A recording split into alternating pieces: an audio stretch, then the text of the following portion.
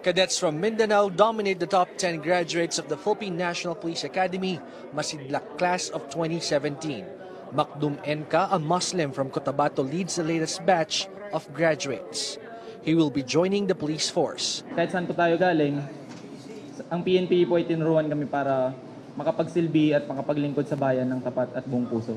Cadet Macy Katakis, the only female in the top 10, entered the academy by just giving it a try.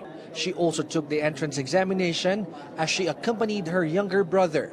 Macy passed, but her brother failed. Ang childhood dream ko po talaga is maging doctor. I took the courage na ituloy na yung course, ma'am, kasi yung childhood dream ko is parang magkakatotoo na. So, in saving lives of the people.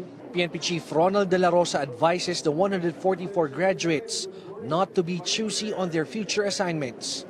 He says all assignments are equally important as long as they are devoted to serve. Huwag kayong lumapit sa mga politiko o sa mga influential government officials para makiusap na i-assign kayo sa ganitong ganung unit dahil dyan nag-start yung hindi magandang takbo ng karir ninyo pag pinapakialaman na ng ibang tao. As the school year ends, another batch of recruits will enter the academy in May. Among them, De La Rosa's youngest and only son, Rock.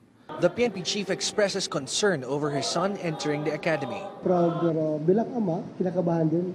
Iba siya iba ako.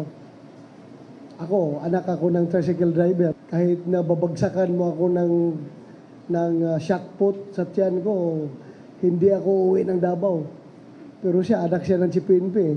Despite his fears, just like any supportive father, the PNP chief says he is backing his son all the way. George Gailes, CNN Philippines.